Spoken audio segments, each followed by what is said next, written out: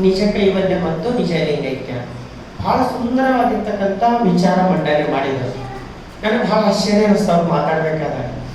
ನಾನೇನು ಅನ್ಕೊಂಡಿದ್ದೆ, ಒಂದು 10 ನಿಮಿಷ ಮಾತಾಡ್ತಾರ, ಆಮೇಲೆ ನಾವು ಮಾತಾಡೋಣ ಅನ್ಕೊಂಡಿದ್ದೆ. ಈಗ ಅನ್ಕೊಳತೀನಿ ಅವ್ರೆಲ್ಲ ಮಾತಾಡಿದ್ರೆ ಸುಮ್ಮನೆ ನಾನೇ ಒಂದು 10 ನಿಮಿಷ ಮಾತಾಡೋಣ ಏನೋ ಅನಿಸ್ತಾ ಇದೆ. ಯಾಕಂದ್ರೆ ಬಹಳ ಮಾರ್ಮಿಕವಾಗಿರ್ತಕ್ಕಂಥ ವಿಚಾರ ಮತ್ತದು ಎತ್ತರ ಮಟ್ಟದ ವಿಚಾರ. ಇದು ಸಾಮಾನ್ಯವಾಗಿ ಎಲ್ಲರ ತಲೆಗೆ ಹತ್ತುತ್ತದೋ ಇಲ್ಲೋ ಗೊತ್ತಿಲ್ಲ, ಆದ್ರೂ ಕೂಡ ಪ್ರಯತ್ನ ನಾವು ಮಾಡ್ತಕ್ಕಂಥದ್ದು ಬಹಳ ದೊಡ್ಡದ. ಬಹಳ ಸುಂದರವಾಗಿ ಬಹಳ ವಿಶೇಷವಾಗಿರ್ತಕ್ಕಂಥ ವಚನಗಳನ್ನ ಸೇರಿಸ್ತಾ, ಜೊತೆಗೆ ನಿಜಗುಣ ಶಿವಯೋಗಿಗಳ ತತ್ವ ಕೈವಲ್ಯ ಪದದ ಒಂದು ವಿಚಾರಗಳನ್ನ ಸೇರಿಸ್ತಾ ಬಹಳ ಸುಂದರವಾಗಿರ್ತಕ್ಕಂಥ ಅರ್ಥವನ್ನ ನಮಗೆ ಕೊಟ್ಟು ಬಿಟ್ಟಿದ್ರು. ಇದು ನಾವು ಅಳವಡಿಸ್ಕೊಳ್ತಕ್ಕಂಥದ್ದು ಬಹಳ ದೊಡ್ಡದು.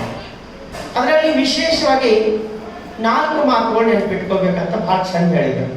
ನಾನು ಎಲ್ಲ ಕಡೆ ಹೋದಾಗ ಹೇಳ್ತಾ ಇರ್ತೀನಿ, ಅಧ್ಯಾತ್ಮ ಅಂದ್ರೆ ಏನ? ಮೊದಲು ಪ್ರಾರಂಭ ಎಲ್ಲಿಂದ ಆಗ್ಬೇಕಂದ್ರೆ, ಎಲ್ಲ ಬಂದು ಕೂತೀವ, ನಮ್ಮೆಲ್ಲರಿಗೆ ಒಂದು ಮಾತು ನಾ ಕೇಳ್ತೀನಿ, ಎಲ್ಲಿಂದ ಬಂದ್ರಿ ಅಂದ್ರೆ ಎಲ್ಲಿಂದ ಹೇಳ್ತೀರಿ? ಮನೆಯಿಂದ. ಎಲ್ಲಿಗೆ ಹೋಗ್ತೀರಿ ಅಂದ್ರೆ ಎಲ್ಲಿ ಹೇಳ್ತೀನಿ?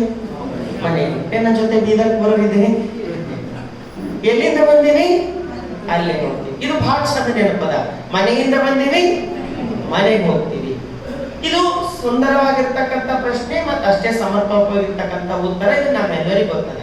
ಇದೇ ಪ್ರಶ್ನೆ ಅಧ್ಯಾತ್ಮದಲ್ಲಿ ಮಾಡ್ತಾ ಇರ್ತಾರೆ. ಇದು ಸಾಮಾಜಿಕವಾಗಿ ನಾವು ಮಾಡ್ತಕ್ಕಂಥ ಪ್ರಶ್ನೆ, ಎಲ್ಲಿಂದ ಬಂದೀವಿ, ಎಲ್ಲಿಗೆ ಹೋಗ್ತೀವಿ ಅಂತ. ಇದೇ ಪ್ರಶ್ನೆ ನಾವು ಅಧ್ಯಾತ್ಮದಲ್ಲಿ ನಿಂತು ಕೇಳಿದೇವೆ ಅಂದ್ರೆ, ಈ ಜಗತ್ತಿಗೆ ಎಲ್ಲಿಂದ ಬಂದಿರಿ ಅಂದ್ರೆ ಎಲ್ಲಿಂದ ಅಂತ ಹೇಳ್ತೀವಿ? ಮ್ಯಾಲಿಂದ ಬಂದಿದ್ದೇವೆ. ಮ್ಯಾಲಿಂದ ಬಂದಿದ್ದೇವೆ. ಒಂದು ಕ್ಷಣ ನಿಂತು ಯೋಚನೆ ಮಾಡಿದೆವು ಅಂತಂದ್ರೆ, ನಾನು ಎಲ್ಲಿಂದ ಬಂದೆ? ಮೊದಲನೇ ಪ್ರಶ್ನೆ, ನಾನು ತೋರುವ ಜಗವಿದೇನು? ನಾನು ಎಲ್ಲಿಂದ ಬಂದ್ರೆ ಇದರ ಲಯ ಎಲ್ಲಿ, ಇದರ ಲಯವೆಲ್ಲಿ? ಈ ಪ್ರಶ್ನೆಗಳು ಪ್ರಾರಂಭ ಆಯ್ತಂದ್ರೆ ಅಧ್ಯಾತ್ಮದ ಮೊದಲನೇ ಹಂತ ಪ್ರಾರಂಭ ಆಯ್ತು. ಮೊದಲು ನಮ್ಮನ್ನು ನಾವು ಕೇಳ್ಕೊಳ್ತಕ್ಕಂಥ ಮೊದಲನೇ ಪ್ರಶ್ನೆ ಏನಂದ್ರೆ, ನಾನು ಯಾರು? ಯಾರು ನಾನು ಅನ್ನೋ ಚಿಂತನೆನ ಒಳಗೆ ತೊಡಗ್ಬಿಟ್ಟಂತಂದ್ರೆ ಅವಾಗ ಮನುಷ್ಯ ಅಧ್ಯಾತ್ಮದಲ್ಲಿ ಹುಡುಕ್ಲಿಕ್ಕೆ ಪ್ರಾರಂಭ ಮಾಡ್ತಾನ. ತನ್ನ ಮೂಲ ಸ್ವರೂಪದ ಜ್ಞಾನವನ್ನ ಮಾಡ್ಕೊಳ್ತಾನ. ತನ್ನ ಮೂಲ ಸ್ವರೂಪದ ಜ್ಞಾನವನ್ನ ಮಾಡ್ಕೊಂಡ್ರೆ ಅವ ನಿಜ ಕೈವಲ್ಯನೂ ಆಗ್ತಾನ, ನಿಜ ಲಿಂಗೈಕ್ಯನೂ ಆಗ್ತಾನ. ಅದಕ್ಕೆ ಲಿಂಗೈಕ್ಯ ಕೈವಲ್ಯ ಅನ್ನ ಸಮಾನಾರ್ಥಕ ಅರ್ಥ ಕೊಟ್ಟು, ಸಮನಾಗಿರ್ತಕ್ಕಂಥ ಅರ್ಥ ಕೊಟ್ಟಿದ್ರು ಕೂಡ ನಾವು ಮುಕ್ತರಾಗ್ಲಿಕ್ಕೆ ಬಂದಿರ್ತಕ್ಕಂಥದ್ದು ಈ ಜಗತ್ತಿಗೆ. ಅದರ ಪೂರಕವಾಗಿರ್ತಕ್ಕಂಥ ಒಂದು ವಚನದ ಕುರಿತಾಗಿ ನಮಗೆ ಬಸವಣ್ಣ ಬಹಳ ಚಂದ ವಿಚಾರವನ್ನ ತಿಳಿಸ್ತಾರೆ. ನಾನು ಬಂದಿರ್ತಕ್ಕಂಥದ್ದು ಬೀದರಿಂದ. ರಾತ್ರಿ 9 ಗಂಟೆಗೆ ಬಿಟ್ಟು ಇಲ್ಲಿಗೆ ಬರ್ಬೇಕಾದಾಗ ನಸ್ಕಿನ 4 ಗಂಟೆಗೆ. ನೀವು ಎದ್ದು ಹೋದ್ರು ನಾವು ಒಂದು ತಾಸು ಬಿಡಲ್ಲ. ಬಹಳ ಸುಂದರವಾಗಿರ್ತಕ್ಕಂಥ ಮಾತಾಡ್ತಾರೆ. ಲಿಂಗಾರ್ಪಿತವ ಮಾಡುವ ಅವಧಾನವೆಂತೆಂದರೆ, ಕೈವಲ್ಯಕ್ಕೆ ಹೋಗೋಕ್ಕಿಂತ ಮುಂಚೆ ಆಚರಣೆಗಳ ಕುರಿತಾಗಿ ಮಾತಾಡ್ತಾರೆ. ಲಿಂಗಾರ್ಪಿತವ ಮಾಡುವ ಅವಧಾನವೆಂತೆಂದರೆ ಅನ್ಯಾಯ ಸೌಂಕಲ್ಯದ ಅವಧಾನ, ಅರಿಷಡ್ ವರ್ಗಗಳು ಮುಟ್ಟಲೀಯದ ಅವಧಾನ, ಪಂಚಭೂತದ ಭವಿತ್ವವ ಕಳೆದು ಪ್ರಸಾದ ಕಾಯವಾಗಿ ಪರಿಯ ನೋಡ, ಪಂಚೇಂದ್ರಿಯಗಳ ಗುಣವ ಕಳೆದು ಪಂಚ ವಿಶಂತಿ ತತ್ವದಲ್ಲಿ ಪರಿಣಾಮಿ ಕೂಡಲ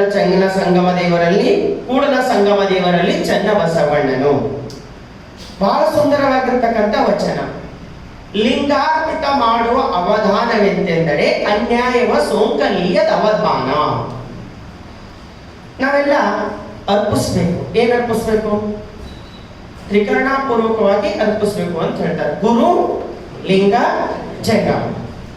ಈ ಮೂರಕ್ಕೆ 3 ಕೊಡ್ಬೇಕಂತ. ಗುರುವಿಗೆ ತನು, ಲಿಂಗಕ್ಕೆ ಮನ, ಜಂಗಮಕ್ಕೆ ಧನ.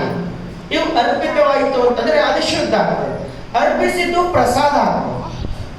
ನಾವು ಏನನ್ನ ಅರ್ಪಿಸ್ತೀವೋ ಅದು ಪ್ರಸಾದವಾಗ್ತದೆ. ಅಂಗ ಪದಾರ್ಥ ಅರ್ಪಿಸ್ಬಿಟ್ಟೇವಂದ್ರ ಪ್ರಸಾದ.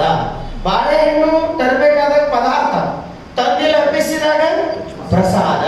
ಅದಕ್ಕಾಗಿ ಜಗತ್ತಿಗೆ ಬಂದಿರ್ತಕ್ಕಂಥದ್ದು ಏನೆಲ್ಲ ವಸ್ತು ಅದನ್ನು ಅದೆಲ್ಲವೂ ಅರ್ಪಿತವಾಗಬೇಕು. ಯಾರಿಗೆ ಅರ್ಪಿತವಾಗಬೇಕು? ಪರಮಾತ್ಮನಿಗೆ ಅರ್ಪಿತವಾಗಬೇಕು. ಅರ್ಪಿಸಿದ್ದೆಲ್ಲ ಪ್ರಸಾದಮಯವಾಗ್ತದ. ಅದಕ್ಕಾಗಿ ಮಾಂಸಪಿಂಡವಾಗಿ ಜಗತ್ತಿಗೆ ಬಂದಿರ್ತಕ್ಕಂಥ ನಮ್ಮಗಳಿಗೆ ಮಂತ್ರಪಿಂಡವಾಗಿ ಪರಿವರ್ತನೆ ಮಾಡ್ತಕ್ಕಂಥವ್ರು ಯಾರಂದ್ರೆ ಗುರು. ನಮಗೆ ಮಂತ್ರಪಿಂಡವಾಗಿ ಪರಿವರ್ತನೆ ಮಾಡ್ತಾನ. ಅದು ಗುರುವಿಗೆ ಈ ತನುವನ್ನ ಅರ್ಪಿಸ್ಬೇಕು ಅಂತಕ್ಕಂಥ ಮಾತನ್ನ ತಿಳಿಸ್ತಾ ಇದ್ದಾರೆ. ಅರ್ಪಿಸೋದಂದ್ರೆ ಏನು? ಬಹಳ ಇದು ಮಾರ್ಮಿಕವಾಗಿರ್ತಕ್ಕಂಥ ಚಿಂತನೆ. ಅರ್ಪಿಸುವುದಂದ್ರೆ ಏನು? ಬಹಳ ಚಂದ ಹೇಳ್ತಾಳೆ ನಮ್ಮ ಅಕ್ಕ ಮಾದೇವಿ ತಾಯಿ. ಗುರು ಕೊಟ್ಟ ಭೋಗವನು ಗುರುವಿಗೆ ನಾನಿತ್ತು, ಗುರುಮುಖದಿಂದ ಒದಗಿದ, ಗುರುಮುಖದಿಂದ ಒದಗಿದ ಶೇಷವನು ಇರದೆ ನಾನುಂಡು ಸುಖಿಯಯ್ಯ. ಯೋಗಾಂಗ ತ್ರಿವಿಧಿ ಒಳ ಎಷ್ಟು ಚಂದ ಹೇಳ್ತಾಳೆ. ಗುರು ಕೊಟ್ಟ ಭೋಗ, ಗುರುಮುಖೇನ ಬಂದಿರ್ತಕ್ಕಂಥದ್ದು ಇದೆಯಲ್ಲ, ನಾವು ಪಡೆದಿದ್ದಲ್ಲ, ಗುರು ಕರುಣೆಯಿಂದ ಬಂದಿರ್ತಕ್ಕಂಥದ್ದು. ಗುರು ಕೊಟ್ಟ ಭೋಗವ ಗುರುವಿಗೆ ಅರ್ಪಿಸಿ, ಗುರುಮುಖದಿಂದ ಒದಗಿದ ಶೇಷವನು ಇರದೆ ನಾನುಂಡು ಸುಖಿಯಯ್ಯ. ತಾಯಿದ್ರೆ ಬಹಳ ಚಂದ ಪುನಃ ಇರ್ತದೆ. ಬಹಳ ಚೆನ್ನಾಗಿ ಉಂಡೆ ಅಡಿಗೆ ಮಾಡಿರ್ತೀರಿ. ಸಣ್ಣ ಮಗು ಇರ್ತದ, ಅದ್ರ ಕೈ ಒಳಗೆ ಕೊಟ್ಟಿರ್ತೀರಿ. ಮಗ ತಾನು ತಿನ್ನೋದ್ಕಿಂತ ಮುಂಚೆ ಅಮ್ಮ ನೀವೊಂದು ಸ್ವಲ್ಪ ಲಗು ಅಂದ್ರ ಸಂತೋಷ, ಎಷ್ಟು ಸಂತೋಷ ಆಗ್ತದೆ. ಈ ಮಗು ನನ್ನ ಅರ್ಥ ಮಾಡ್ಕೊಳ್ತದ, ಇದು ಮುಂದೊಂದು ದಿನ ನನಗೆ ಸಾಕ್ತದ ಅಂತಕ್ಕಂಥ ಮಾತು ಯಾವ ರೀತಿ ತಾಯಿ ತಿಳಿತಾಳೋ ಹಾಗೆ ಜಗತ್ತಿನಾಗ ಗುರು ಕರುಣೆಯಿಂದ ದೊರೆತಿದ್ದೆಲ್ಲ ಇದು ಗುರುವಿಗೆ ಅರ್ಪಿತ ಅಂತಕ್ಕಂಥ ಭಾವ ನಮ್ಮಲ್ಲಿ ಬಂತಂದ್ರ ಅದು ನಿಜವಾಗ್ಲೂ ಪ್ರಸಾದವಾಗ್ತದ. ಆ ಪ್ರಸಾದ ಉಂಡಿರ್ತಕ್ಕಂಥವ್ರಿಲ್ಲ ಪ್ರಸನ್ನರಾಗ್ತಾರೆ. ಅದಕ್ಕಾಗಿ ಬಹಳ ಚಂದ ಹೇಳ್ತಾರೆ, ಭಕ್ತರು ಕಾಯಕವೆಂದು ದಾಯಗಾರಿಕೆಯಲ್ಲಿ ತಂದು ದಾಸೋಹ ಮಾಡಬಹುದೇ? ಎಷ್ಟು ಚಂದ ಕೇಳ್ತಾರೆ ಅಂದ್ರೆ, ಭಕ್ತರು ಕಾಯಕವೆಂದು ದಾಯಗಾರಿಕೆಯಲ್ಲಿ ತಂದು ದಾಸೋಹ ಮಾಡಬಹುದೇ? ಒಮ್ಮನದಲ್ಲಿ ತಂದು ಒಮ್ಮನದಲ್ಲಿಯೇ ಮಾಡಿ ಇಮ್ಮನವಾಗದ ಮುನ್ನವೇ ಮಾರಯ್ಯ ಪ್ರಿಯ ಅಮರೇಶ್ವರ ಲಿಂಗಕ್ಕೆ ಸಲ್ಲಬೇಕು ಮಾರಯ್ಯ. ಅದಕ್ಕ ಅರ್ಪಿತ ಅನ್ನೋದಕ್ಕೆ ಬಹಳ ಚಂದ ಹೇಳ್ತಾರ. ಅನ್ಯಾಯವ ಸೋಂಕಲ್ಲಿಯ ಅವಧಾನ. ಪರಮಾತ್ಮನಿಗೆ ಏನಾರ ಅರ್ಪಿಸ್ಲಿಕ್ಕೆ ಹೋದೇವಂದ್ರೆ ಅದು ಅನ್ಯಾಯ ಇತ್ತಂದ್ರೆ ಸ್ವೀಕಾರ ಮಾಡಲ್ಲ. ಅನ್ಯಾಯ ಅಂದ್ರೆ ವಾಮ ಮಾರ್ಗದಿಂದ ಬಂದಿರ್ತಕ್ಕಂಥದ್ದು, ಅನೇಕ ಮೋಸ ವಂಚನೆಗಳಿಂದ ಬಂದಿರ್ತಕ್ಕಂಥದ್ದು. ಅದು ಅರ್ಪಿಸ್ಲಿಕ್ಕೆ ಹೋದವರು ಪರಮಾತ್ಮ ಸ್ವೀಕಾರ ಮಾಡಲ್ಲ. ಬಹಳ ಚಂದ ಹೇಳ್ತಾರೆ, ನಮ್ಮ ಪರಮಾತ್ಮ ನಮ್ಮ ಗುರು ಹೆಂಗೆ ಸ್ವೀಕಾರ ಮಾಡ್ತಾನಂತಂದ್ರೆ ಕಾಯಕದಿಂದ ಬಂದಿರ್ತಕ್ಕಂಥ ಕಾಯ ಸೊಪ್ಪಾದ್ರೂ ಕೂಡ ಪರಮಾತ್ಮ ಸ್ವೀಕಾರ ಮಾಡ್ತಾನ. ಅದಕ್ಕಾಗಿ ಕಾಯಕದಿಂದ ಬಂದಿರಬೇಕು. ಭಕ್ತರು ಕಾಯಕವೆಂದು ದಾಯಗಾರಿಕೆಯಲ್ಲಿ ತಂದು ದಾಸೋಹ ಮಾಡಬಹುದೇ? ಭಕ್ತರು ಅನಿಸ್ಕೊಂಡಿರ್ತಕ್ಕಂಥವ್ರು ಮೂಲ ಕರ್ತವ್ಯ. ನಮ್ಮ ಶರಣರು ಎಲ್ಲರ ಬಗ್ಗೆ ಮಾತಾಡೋದು, ಹೊರಗಿರ್ತಕ್ಕಂಥ ಜನರ ಬಗ್ಗೆ ನಮ್ಮ ಶರಣರು ಮಾತಾಡೋದು. ಯಾರಿ ಪಥದಲ್ಲಿ ನಡಿಬೇಕಂತೀವಿ, ಯಾರಿ ದಾರಿ ಒಳಗೆ ನಡಿಬೇಕಂತೀವಿ, ಯಾರಿ ತತ್ವ ಅಪ್ಕೊಳ್ಬೇಕಂತೀವಿ, ಅವ್ರ ವಿಚಾರ ಕುರಿತಾಗಿ ನಮ್ಮ ಶರಣರು ಮಾತಾಡ್ತಾರೆ. ಭಕ್ತರು ಕಾಯಕದ ಹೆಸರಿನ ಮೇಲೆ ಪಾಲೋ ಲಾಭನೋ ತಂದು ಅರ್ಪಿತ ಮಾಡ್ತೀವಿ ಅಂತಂದ್ರೆ ಅದು ಸ್ವೀಕಾರ ಆಗಲ್ಲ, ದಾಸೋಹ ಅನಿಸ್ಕೊಳ್ಳಲ್ಲ. ಒಮ್ಮನದಲ್ಲಿಯೇ ತಂದು ಒಮ್ಮನದಲ್ಲಿಯೇ ಮಾಡಿ ಇಮ್ಮನವಾಗದ ಮುನ್ನ. ನಮ್ಮ ಕಾಯಕನು ಹೆಂಗಿರ್ಬೇಕು? ಸತ್ಯಶುದ್ಧವಾಗಿರ್ತಕ್ಕಂಥ ಕಾಯಕ ಇರಬೇಕು. ಮತ್ತ ಒಮ್ಮನಸ್ಸಿನಿಂದ ತರಬೇಕು, ಒಮ್ಮನಸ್ಸಿಂದ ಮಾಡಬೇಕು. ಇಮ್ಮನವಾಗದ ಮುನ್ನ, ನಾಳೆ ಬೇಕು ಅಂತಕ್ಕಂಥ ಭಾವ ಬರೋಕ್ಕಿಂತ ಮುಂಚೆ ಅದು ಅರ್ಪಿಸಿ ಬಿಟ್ಟೆವು ಅಂದ್ರೆ ಪರಮಾತ್ಮ ಸ್ವೀಕಾರ ಮಾಡ್ತಾನ. ಇಲ್ಲ ಅಂದ್ರೆ ನಮ್ಮ ಅನ್ಯಾಯದಿಂದ ಬಂದಿರ್ತಕ್ಕಂಥದ್ದು ಕೂಡ ಯಾವತ್ತು ದೇವ ಸ್ವೀಕಾರ ಮಾಡಲ್ಲ. ಬಹಳ ಜಾಣ ನಾನು. ಒಬ್ಬ ರೈತ ಇದ್ದ ಹಳ್ಳಿಯಲ್ಲಿ ರೈತ ಇದ್ದನು. ಅವನ ಹತ್ರ ಒಂದು ಎಮ್ಮೆ ಇತ್ತು. ದಿನ ಬೆಣ್ಣೆ ತೆಗಿತೀನಿ. ಬೆಣ್ಣೆ ತೆಗೆದಿರ್ತಕ್ಕಂಥ ಬೆಣ್ಣೆ ಸಿಟಿಗೆ ಹೋಯ್ದು ಒಂದು ಬೇಕರಿ ಒಳಗೆ ಅದು ಬೆಣ್ಣೆ ಕೊಡ್ತಿದ್ದು. ಸುಮಾರು ಒಂದು 500 ಗ್ರಾಮ್ ಬೆಣ್ಣೆ ಆಗ್ತಿತ್ತು. 500 ಗ್ರಾಮ್ ಬೆಣ್ಣೆಯ ಬದಲಾಗಿ ಅವ 500 ಗ್ರಾಮ್ ಬ್ರೆಡ್ ಇವನಿಗೆ ಕೊಡ್ತಿದ್ದ. ಹಿಂಗೆ ಸ್ವಲ್ಪ ದಿನ ನಡೀತು. ಒಂದು ದಿನ ಏನಾಗ್ತಂದ್ರೆ ಇವ ಬೆಣ್ಣೆ ತಂದು ಕುಡ್ಲಿಕ್ಕೆ ಹೋಗ್ತಾನ. ಅವನಿಗೆ ಬೇಕರಿದವನಿಗೆ ಗೊತ್ತಾಗ್ತದೆ 500 ಗ್ರಾಮ್ ಅದನ್ನು ಕಾಟ ಮಾಡ್ಬೇಕಂತ ನೋಡ್ಲಿಕ್ಕೆ ಹೋಗ್ತಾನ. ಅದು 400 ಗ್ರಾಮ್ ಇರ್ತದೆ. ಭಾಳ ಸಿಟ್ಟು ಬರ್ತದ. ಅವನಿಗೆ ಪಂಚಾಯತಿ ಕರ್ಕೊಂಡು ಹೋಗ್ತಾನೆ. ಪಂಚಾಯತಿ ಕರ್ಕೊಂಡು ಹೋಗಿ ಹೇಳ್ತಾನ, ನಾನು ದಿನ 500 ಗ್ರಾಮ್ ಬೆಣ್ಣೆ ಕೊಡ್ತೀನಿ ಅಂತ ಹೇಳಿ ಈ ರೈತ ಮೋಸ ಮಾಡ್ಯಾನ. 400 ಗ್ರಾಮ್ ಬೆಣ್ಣೆ ಕೊಡ್ಲತ್ತಾನ ಅಂತಂದಾಗ ಪಂಚಾಯತ್ನಾಗ ಕುಂತವ್ರೆಲ್ಲ ಕೇಳ್ತಾರ, ಹೌದೇನು ಹಂಗ ನೀನ್ ಮೋಸ ಮಾಡ್ತೀನ ಅಂತ ರೈತ ಕೇಳೋದ್. ರೈತ ಹೇಳ್ತಾನ, ದೊರೆ ನಮಗದ್ರ ಬಗ್ಗೆ ಅಂತೂ ಗೊತ್ತಿಲ್ಲ, ನಮ್ಮ ಮನೆಯಲ್ಲಿ ಕಾಟ ಇಲ್ಲ. ಇವರು 500 ಬೆಣ್ಣೆಯ ಬದಲಾಗಿ 500 ಬ್ರೆಡ್ 500 ಗ್ರಾಮ್ ಬ್ರೆಡ್ ಕೊಡ್ತೀನಿ ಅಂತ ಹೇಳಿದ್ರು. ಅದಕ್ಕೆ ನಮ್ಮಲ್ಲಿ ಕಾಟ ಇಲ್ಲ. ಅದಕ್ಕೆ 500 ಗ್ರಾಮ್ ಇವ್ರೇನು ಬೆಣ್ಣೆ ಕೊಟ್ಟಾರ, ಬ್ರೆಡ್ ಕೊಡ್ತಾರ. ಅದು ಒಂದ್ ಕಡೆ ಇಕ್ಕಿ ನಾ ಬೆಣ್ಣೆ ಒಂದ್ ಕಡೆ ತೂಗಿನಿ. ನಂದು 400 ಗ್ರಾಮ್ ಅದ ಅಂದ್ರೆ ಇವ್ರ ಬ್ರೆಡ್ ಎಷ್ಟದ? 400 ಗ್ರಾಮ್. ಯಾರಿಗೆ ಶಿಕ್ಷೆ ಕೊಡಬೇಕು? ಅನ್ಯಾಯ ಸೋಂಕಲ್ಲಿಯೇ ಅವಧಾನ. ಅಂದ್ರೆ ಕತೆ ನಾವು ಹಾಸ್ಯಾಸ್ಪದವಾಗಿ ನೋಡಿದ್ರು ಕೂಡ ನಮ್ಮ ದೇವ ಒಮ್ಮನದಲ್ಲಿಯೇ ಮಾತ್ರ ಸ್ವೀಕಾರ ಮಾಡ್ತಾನ. ಇಮ್ಮನವಾಗದ ಅರಿಷಟ್ ವರ್ಗಗಳು ಮುಟ್ಟಲಿಯದವದಾನ. ಅರಿಷಟ್ ವರ್ಗಗಳು ಕಾಮ ಕ್ರೋಧ ಲೋಭ ಮೋಹ ಮದವತ್ಸರಗಳು ಅಂಟಲಿಯ ಅವಧಾನ. ಅದಕ್ಕೆ ಅಂಟಿಕೊಳ್ಳಿಲ್ಲ ಅಂದಾಗ ಮಾತ್ರ ಪರಮಾತ್ಮ ಸ್ವೀಕಾರ ಮಾಡ್ತಾನ. ಅದಕ್ಕಾಗಿ ನಮ್ಮ ದಾಸೋಹ ಕಾಯಕದಿಂದ ಬಂದಿರತಕ್ಕಂಥದ್ದಾಗಿರ್ಬೇಕು. ಕಾಯಕದಿಂದ ಬಂದಿರತಕ್ಕಂಥ ದಾಸೋಹ. ನಾನು 100 ಕಾರ್ಯಕ್ರಮಕ್ಕೆ ಹೋಗಿದ್ದೆ. ಒಂದು ಸಿಟಿ ಕಾರ್ಯಕ್ರಮ, ಬಹಳ ದೊಡ್ಡ ಶ್ರೀಮಂತ ಮನೆತನ. ಆ ಮನೆತನದಲ್ಲಿ ಒಬ್ಬ ಮಗ, ಒಬ್ಬ ತಾಯಿ, ಒಬ್ಬ ತಂದೆ, ಮೂವರು ಇರ್ತಾ ಇದ್ರು. ಮಗನ್ ಮದುವೆ ಮಾಡಿದ್ರು. ಮಗ ಒಂದು ದೊಡ್ಡ ಕಂಪನಿ ನಡೆಸ್ತೀನೋ. ಅವರು ಮನೆ ಯಜಮಾನ್, ಅವ್ರ ಹೆಣ್ಮಗಳ ಪತಿ ಅದೇ ಕಂಪನಿಯಲ್ಲಿ ಅವರು ಕೆಲಸ ಮಾಡ್ತಿದ್ರು. ಅವ್ರ ಸಂಬಳ ಅವ್ರಿಗಿತ್ತು, ಮಗಂದೇ ಕಂಪನಿ ಇತ್ತು. ಮನೆಯಾಗಿರ್ತಕ್ಕಂಥ ಹೆಣ್ಮಗಳು ಪ್ರತಿದಿನ ಹೋಗಿ ಒಂದು ಅಂಗಡಿ ಒಳಗೆ ಬಟ್ಟೆ ಹೊಲಿಲಿಕ್ಕೆ ಹೋಗ್ತಿದ್ರು. ಬಟ್ಟೆ ಹೊಲಿಲಿಕ್ಕೆ ಹೋಗಿರ್ತಕ್ಕಂಥ ಸಂದರ್ಭದಲ್ಲಿ ನನಗೆ ಆಶ್ಚರ್ಯವಾಗಿ ಕೇಳ್ದ, ಇಷ್ಟು ಶ್ರೀಮಂತ ಮನೆತನ ಅದ, ಮತ್ತೆ ಇಷ್ಟೆಲ್ಲ ಸಂಪತ್ತದ, ಒಬ್ಬನೇ ಮಗ ಅದನ, ನೀವು ಬಹಳ ಪ್ರೀತಿಯಿಂದ ನೋಡ್ಕೊಳ್ತಾನೆ, ಇಷ್ಟೆಲ್ಲ ಇರ್ಲಕ್ಕಾಗಿ ನೀವು ಮತ್ತೊಂದ್ ಕಡೆ ಬಟ್ಟೆ ಹೊಲಿಲಿಕ್ಕೆ ಯಾಕೆ ಹೋಗ್ತೀರಿ ಅಂತ ಕೇಳ್ದ. ಅವಾಗ ಹೆಣ್ಮಕ್ಳು ಹೇಳಿದ್ರು, ಅಪ್ಪರೇ ನಾವೇ ದಾಸೋಹ ಮಾಡ್ಬೇಕಲ್ಲ, ನಾನು ದಾಸೋಹ ಮಾಡ್ಬೇಕಲ್ಲ ಅಂದ್ರೆ. ನಾನು ಅದೇ ನಿಮ್ಗೆ ಏನ್ ಕಮ್ಮದ, ನಿಮ್ ಮಗ ಹೇಳೋದು ಏನ್ ಬೇಕಾದ ಕೊಡ್ತಾನಲ್ಲ, ಅದೆಲ್ಲ ದಾಸೋಹ ಮಾಡ್ಬೋದಲ್ಲ ಅಂದ್ರ ಅದು ಮಗಂದಾಯ್ತು. ಅದು ದಾಸೋಹ ಮಗನದಾಯ್ತು, ನನ್ನ ದಾಸೋಹ ಸಲ್ಲಬೇಕಲ್ಲ.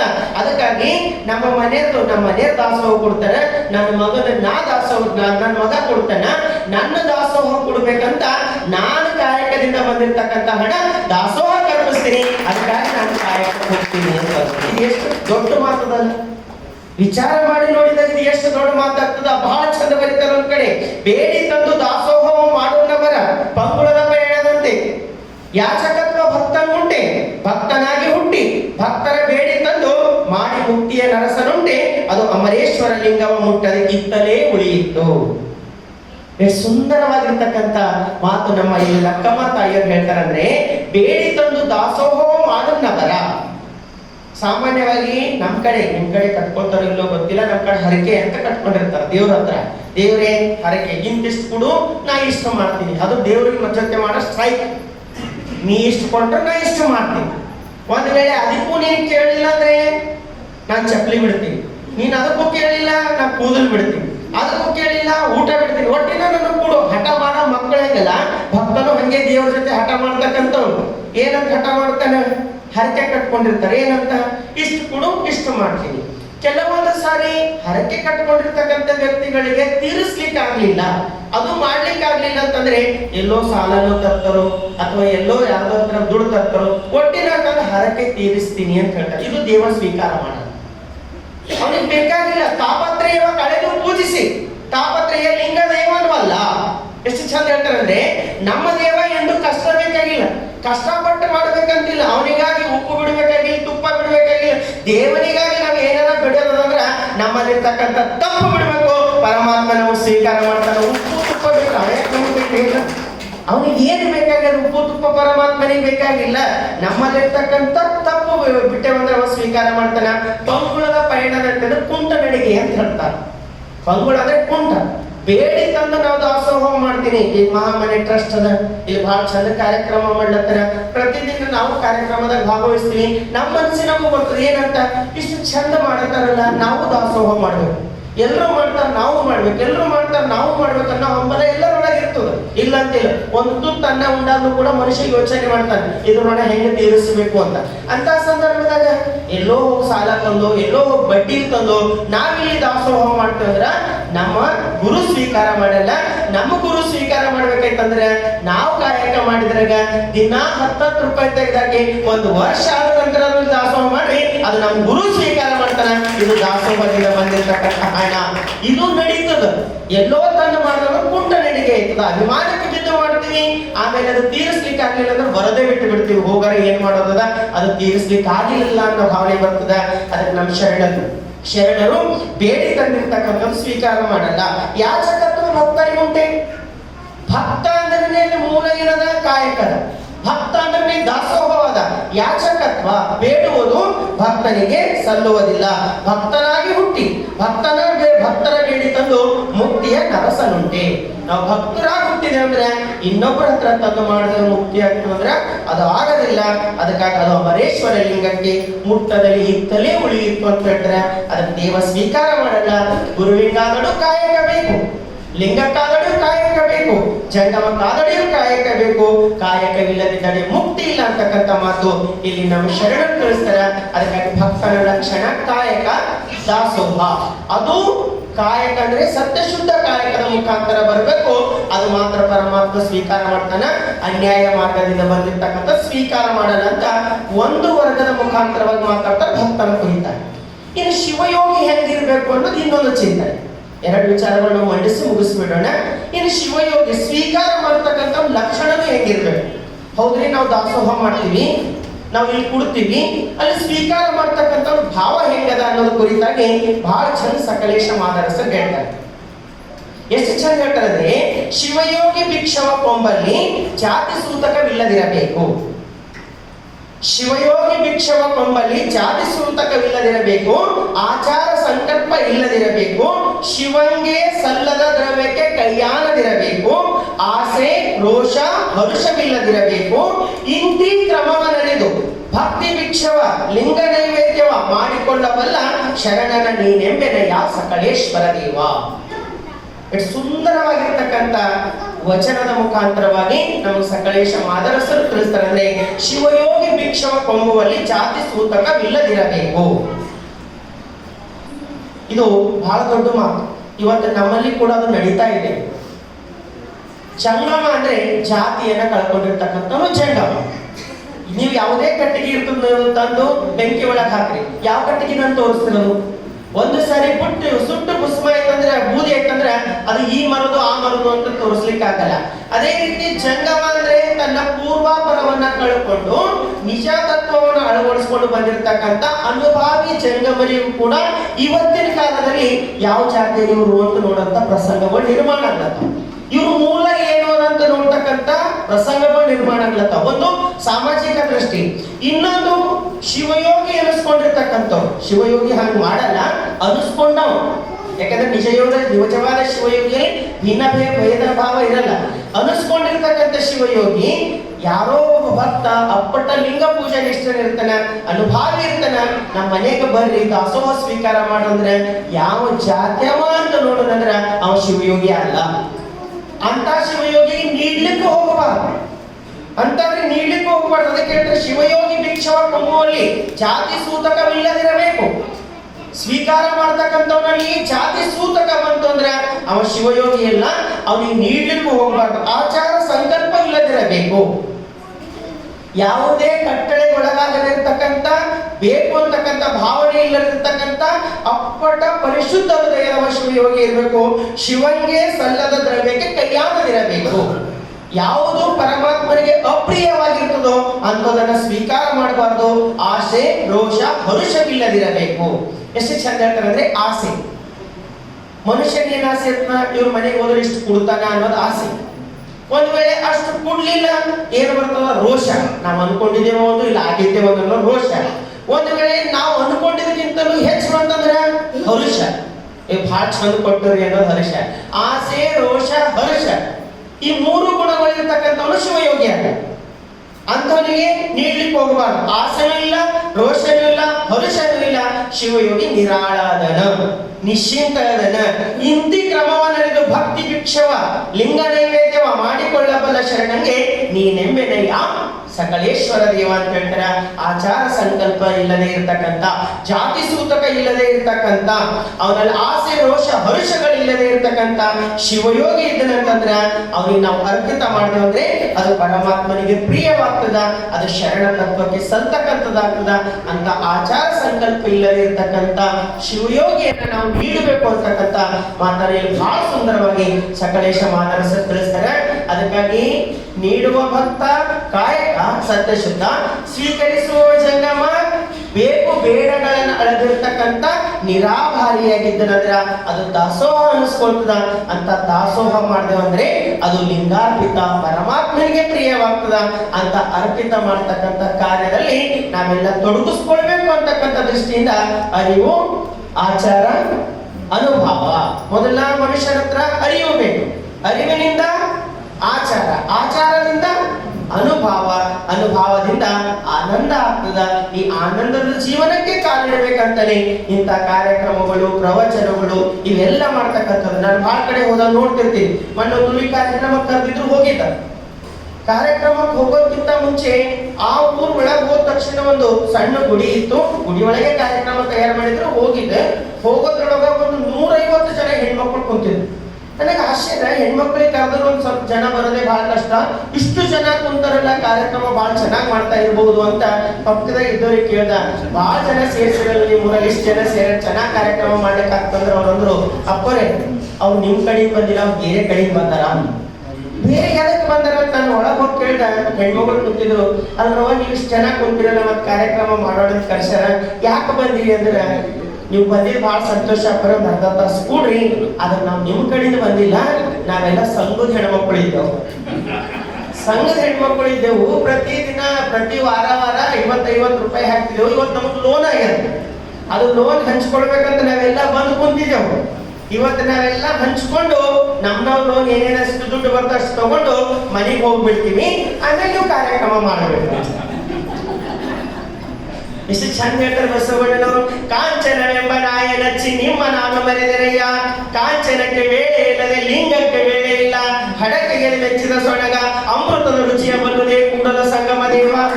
ಎಷ್ಟು ಸುಂದರವಾಗಿರ್ತಕ್ಕಂಥ ವಚನ ಹೇಳ್ತಾರಂತಂದ್ರೆ, ಕಾಂಚನವೆಂಬ ನಾಯ ನಚ್ಚಿ, ಅದಕ್ಕೆ ಆಸೆ ಗೆದ್ದಿರ್ತಕ್ಕಂಥ ನಿಮ್ಮನ್ನೇ ಬರ್ತೀನಿ ದೇವ. ಕಾಂಚನಕ್ಕೆ ವೇಳೆ ಇಲ್ಲದೆ ಲಿಂಗಕ್ಕೆ ವೇಳೆ ಇಲ್ಲ, ಅದಕ್ಕೆ ಬೇಕಾದಷ್ಟು ಟೈಮ್ ಕೊಡ್ತೀವಿ, ಓಟಿ ಮಾಡ್ತೀವಿ, ಕೆಲಸ ಮಾಡ್ತೀವಿ, ಮತ್ತೆ ಇದು ಕೆಲಸ ಬಿಟ್ಟು ಮತ್ತೊಂದು ಹುಡ್ಕೊಂಡು ಮಾಡ್ತೀವಿ. ಒಟ್ಟಿನ ದುಡ್ಡು ಮಾಡಿ ಮಾಡಿ ಮಾಡಿಟ್ಟು ಆಮೇಲೆ BP ಬಂತು, ಶುಗರ್ ಬಂತು, ಹಾರ್ಟ್ ಬಂತು, ನಡೆದ್ಬಿಟ್ಟು ಹಾಸ್ಪಿಟಲ್. ಇಲ್ಲಿ ದುಡಿಯೋದು ಅಲ್ಲೋಗಿ ಹಾಕೋದು, ಇಲ್ಲಿ ದುಡಿಯೋದು ಅಲ್ಲೋಗಿ ಹಾಕೋದು. ಇದು ಆಗಬಾರ್ದು ಅಂದ್ರೆ ಬಹಳ ಚಂದ ಹೇಳ್ತಾರೆ ನಮ್ಮ ಶರಣರು. ಸತ್ಯ ಶುದ್ಧ ಕಾಯಕ ಮಾಡು, ದಾಸೋಹ ಮಾಡು, ಅರಿವು ಆಚಾರವನ್ನ ಜೀವನದಾಗ ಅಳವಡಿಸಿಕೊಂಡು ಆನಂದವನ್ನು ಅನುಭವಿಸು. ಇದಕ್ಕೆ ಬಿಟ್ಟು ಮತ್ತೇನದ ಜೀವನದ ತೃಪ್ತಿ? ಇದಕ್ಕೆ ಬಿಟ್ಟು ಏನದ? ಈಗ ಸಂಡೇ ಅದ, ನಾವು ನೀವೆಲ್ಲ ಕೂತು ಬಹಳ ಚಿಂತನೆ ಚಂದ ಮಾಡತ್ವಿ. ಒಂದ್ ವೇಳೆ ಇದು ಇರ್ತಿರ್ಲಿಲ್ಲ ಅಂತ ತಿಳ್ಕೊಂಡ್ರಿ, ಏನ್ ಮಾಡ್ತಿದ್ರಿ? ಶಾಪಿಂಗ್ ಮಾಲಿಗರ ಹೋಗ್ತಿದ್ರಿ, ಪಿಕ್ನಿಕ್ ಅರ ಹೋಗ್ತಿದ್ರಿ, ಎಲ್ಲಾರ ಸುತ್ತಾಡ್ಕೊಂಡಾರ ಬರ್ತಿದ್ರಿ, ಕೊನೆಗೆ ಏನಿಲ್ಲ ಅಂದ್ರೆ ಸಿನಿಮಾಕರ ಹೋಗಿ ಬರ್ತಿದ್ದೆವು. ಒಟ್ಟಿನ ಹೆಂಗರ ಕಳೆಯೋದದ, ದಿನ ಕಳೆಯುವುದದ. ಅದಕ್ಕೆ ಹೇಳ್ತಾರೆ, ಸಂಘವೆರಡುಂಟು ಒಂದು ಹಿಡಿ ಒಂದು ಬಿಡು, ಮಂಗಳ ಮೂರ್ತಿ ನಮ್ಮ ಕೂಡಲ ಸಂಗನ ಶರಣರ. ಸಂಘ ಜೀವಿ ಮನುಷ್ಯ, ಸಂಘವೇ. ಸಾಕ್ರೆಟಿಸ್ ಬಹಳ ದೊಡ್ಡ ತತ್ವಜ್ಞಾನಿ, ಬಹಳ ಅನುಭವಿ, ಗ್ರೀಕ್ ದೇಶದ ಅನುಭವಿ. ಸಾವಿರಾರು ಜನರಿಗೆ ಕುಡಿಸ್ಕೊಂಡು ಪ್ರವಚನ ಮಾಡ್ತಿದ್ದು ಒಬ್ಬ ಪಂಡಿತ ಬಂದಿದ್ದಾನೆ. ಬಹಳ ತಿಳ್ಕೊಂಡಿರ್ತಕ್ಕಂಥ ಪಂಡಿತ ಬಂದಿದ್ದು. ಸಾಕ್ರೆಟಿಸಿನ ಅನುಭವ ಮುಗಿದ ಮೇಲೆ ಎಲ್ಲರೂ ಎದ್ದು ಹೋಗ್ತಾ ಇದ್ರು. ಪಂಡಿತ ಬಂದು ಸಾಕ್ರೆಟಿಸಿಗೆ ಮಾತಾಡ್ತಾನೆ, ಸಾಕ್ರೆಟಿಸರೇ, ನೀವು ಬಹಳ ದೊಡ್ಡ ಅನುಭವಿ ಇರ್ಬೋದು, ನಿಮ್ಮ ಮಾತು ಕೇಳಿ ಸಾವಿರ ಜನ ನಿಮ್ಮ ಎದುರಿಗೆ ಬಂದು ಕೂಡ್ಬೋದು, ಆದ್ರೆ ನಾವು ಒಂದು ಮಾತು ಹೇಳಿ ನಾಳೆ ಎಲ್ಲರಿಗೂ ನಿಮ್ಮಲ್ಲಿ ಬರ್ಲಾಕ ಮಾಡಿಬಿಡ್ತೀನಿ ಅಂದ್ರು. ಸಾಕ್ರೆಟಿಸ್ ಅಂದ್ರು, ಹೌದು ನಿನ್ ಕಾರ್ಯ ಬಹಳ ದೊಡ್ಡದ ಹೆಂಗ ಅಂತ ಅಂದಾಗ ಅವ್ರು ಹೇಳ್ತಾರೆ, ನೀನ್ ಮಾಡೋದ್ ದೊಡ್ಡದತ್ತಮ್ಮ, ಬೆಟ್ಟದ ಮೇಲೆ ಕಲ್ಲು ಉರುಳಿಸ್ಲಿಕ್ಕೆ ಪೈಲ್ವಾನ್ ಬೇಕಾಗಿಲ್ಲ. ಯಾರೋ ಒಂದು ಸಣ್ಣ ಹುಡುಗ ಒಂದು ದೂಡು ಬಿಟ್ಟರು ಕೂಡ ಬೆಟ್ಟದ ಮೇಲೆ ಕಲ್ಲು ಕೆಳಗೆ ಬೀಳ್ತದ, ಆದ್ರೆ ಬಿದ್ದ